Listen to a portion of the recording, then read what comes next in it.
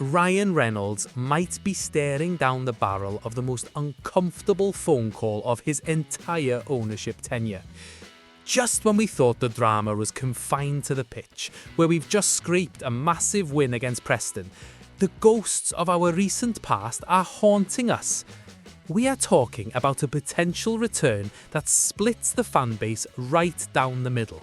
It is emotional, it is messy, and honestly, it's a headache the owners didn't need right now. But before we get to the Hollywood drama, we have to talk about the physical toll this season is taking on our current squad. The Racecourse held its breath last night, and not just because of the scoreline. You could hear a pin drop at the Racecourse. Seriously.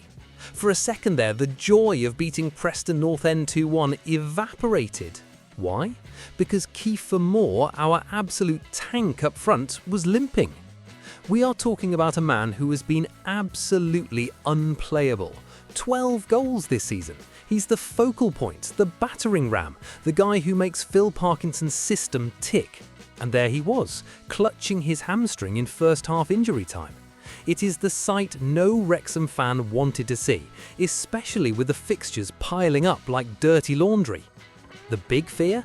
A long-term layoff. We've seen how cruel the Championship can be.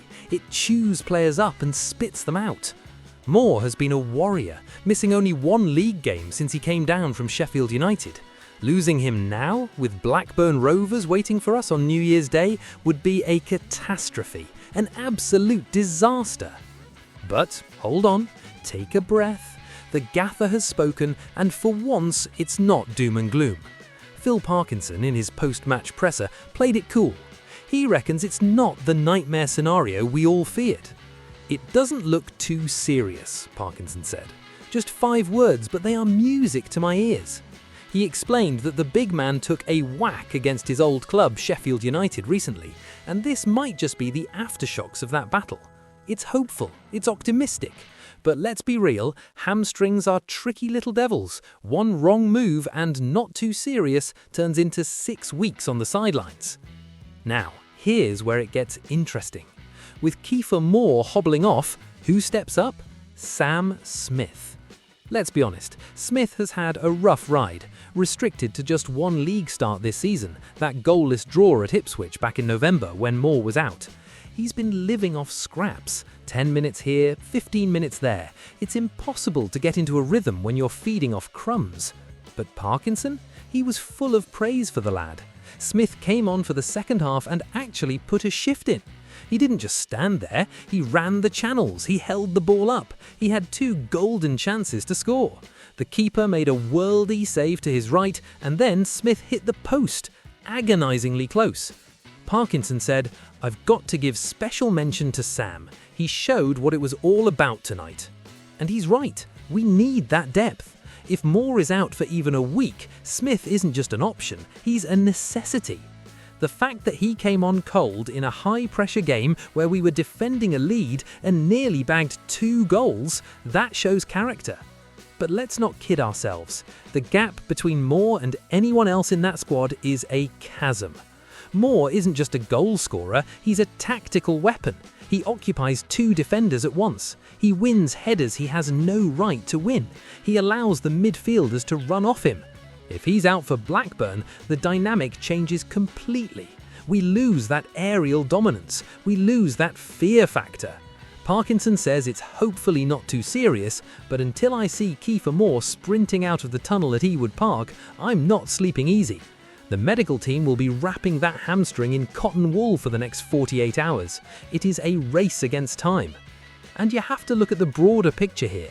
The Championship is relentless. We're fighting for every point. Losing your talisman now is the kind of bad luck that can derail a season. It puts massive pressure on the medical staff and massive pressure on Parkinson to manage the squad rotation perfectly. It's a nervous wait, lads. A very nervous wait. While we are sweating over Moore's hamstring, can we take a moment to appreciate the absolute brilliance of Nathan Broadhead? This lad is turning into something special right before our eyes. Against Preston, it wasn't just about the 3 points, it was about the evolution of this team. Broadhead headed home his 5th goal of the season, and the assist? Kiefer Moore. Talk about a dynamic duo. It was almost a role reversal.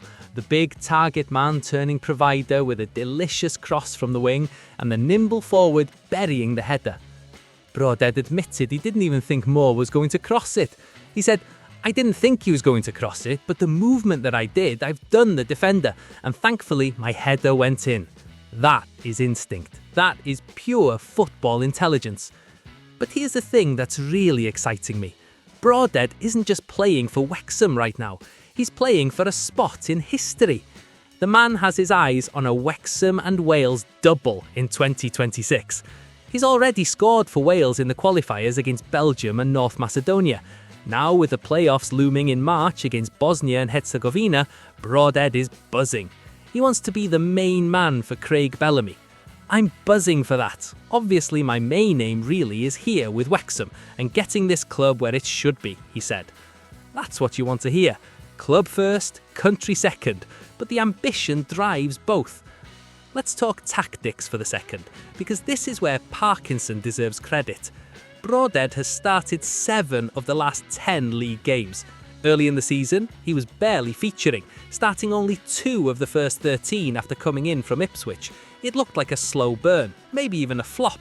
But now he's thriving. Why? Because Parkinson has found his best position. Broadhead explained it perfectly. "I think the position that I'm playing suits me more. I'm used to that left side number 10, which I enjoy playing." He's not a traditional winger hugging the touchline, and he's not a target man. He's that inside forward, that number 10 drifting in from the left. And look at the chemistry developing on that flank. He mentioned it himself. Down that left side with Carl breaking the lines and Tomo going down the wing helped me. This is crucial. Callum Doyle breaking lines with his passing is a cheat code. George Thomason doing the dirty work allows Broadhead to find pockets of space. It's a triangle that is causing championship defences absolute nightmares. The game against Preston wasn't a walk in the park though. Broadhead was honest about it. "I thought first half we did alright. Second half we had our backs against the wall a little bit." That's an understatement. Preston threw the kitchen sink at us, but we held on. And that's the difference between a team that gets relegated and a team that survives, or thrives. You have to win ugly sometimes. You have to dig deep. Broadhead's versatility is becoming our secret weapon.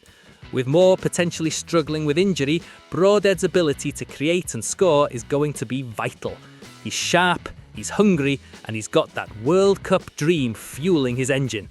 A motivated Nathan Broadhead is a dangerous thing for the rest of the league. He says he's just happy to be playing football, but you can see it in his eyes. He wants more. He wants to drag Wrexham up the table and drag Wales to the World Cup. And on current form, you wouldn't bet against him doing both. It is unbelievable to think we have this kind of quality in the squad now. A year ago, this seemed like a fantasy. Now, it's our reality. Now, brace yourselves. This is the big one. This is the story that is going to make the WhatsApp groups explode. Ryan Reynolds and Rob McElhenney are facing a dilemma that is straight out of a Hollywood script. But the ending might be a tragedy for one club legend. We are talking about Paul Mullin. Super Paul Mullin.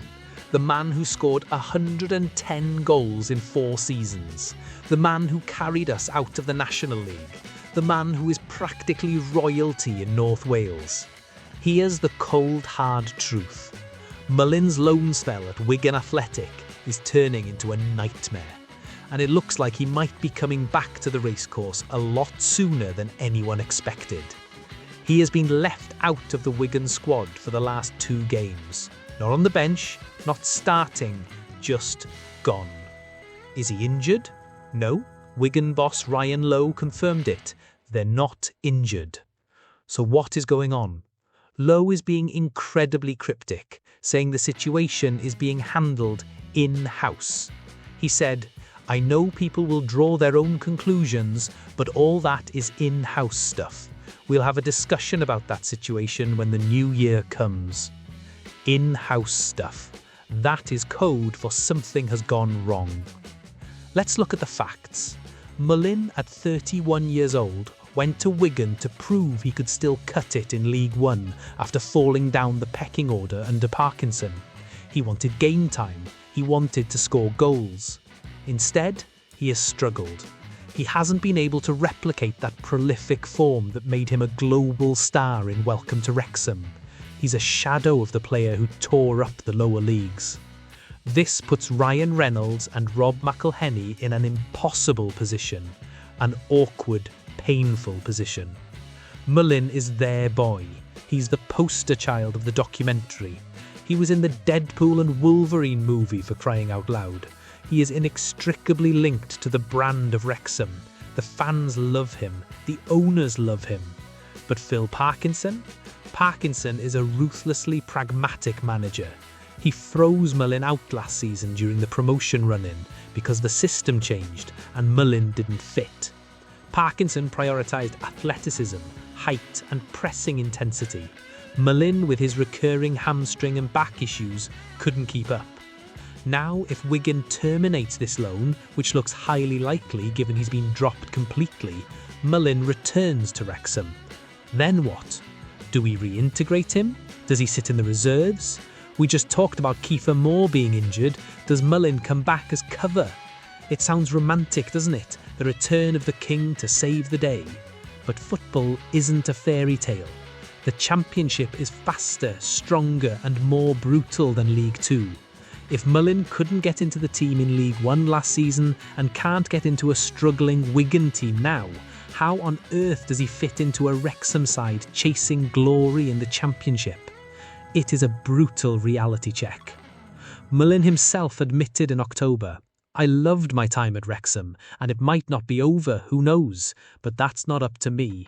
I've obviously got a contract with Wrexham, and they'll decide what they want to do with it." He sounds resigned. He sounds like a man who knows his time at the top level might be fading. This is where the awkward call comes in. Ryan Reynolds has to balance his loyalty to a friend and a club icon against the ruthless needs of a football club striving for the Premier League. If Mullin returns, it creates a media circus. Every camera will be on him. Every time a striker misses a chance, the fans will chant for Mullin. It puts unnecessary pressure on Parkinson. It disrupts the dressing room harmony. But can you just cut him loose? Can you tell Super Paul Mullin to find another club? It feels like a betrayal. It feels wrong. This is the dark side of the rapid rise. We have outgrown players who were heroes yesterday. It's heartbreaking, but it's true. The Wigan manager, Ryan Lowe, said they will discuss that when the time is right regarding ending the loan. That time is now. January is days away. Imagine the scene. Ryan Reynolds on the phone with Parkinson. Do we bring him back? Parkinson, looking at his stats, looking at the intensity of the Championship, probably shaking his head. It's a clash of heart versus head. And let's not forget the financial aspect. Mullin is on a good contract. If he's not playing, that's a lot of money sitting in the stands. But it's not about the money for Reynolds, it's about the narrative. It's about the soul of the club. Mullin gave everything for this badge. He literally put his body on the line. To see him frozen out at Wigan is shameful. It's sad. He deserves better. But does better mean a pity spot on the Wrexham bench? I don't think so. That's not how elite sport works. This is the biggest test of the owner's sentimental side. Do they make the hard business decision, or do they let emotion rule the day? If Mullin comes back, the Racecourse will erupt with love, no doubt. But if he can't perform on the pitch, that love turns to frustration very quickly. It's a mess, a total mess. And with the transfer window about to open, this awkward call needs to happen fast. What do you think? Should we bring Mullin back as a backup for Moore? Or is it time to say a heartbreaking goodbye to the greatest striker of our modern era? It's a decision that could define our season, and I do not envy Ryan Reynolds right now. Not a bit.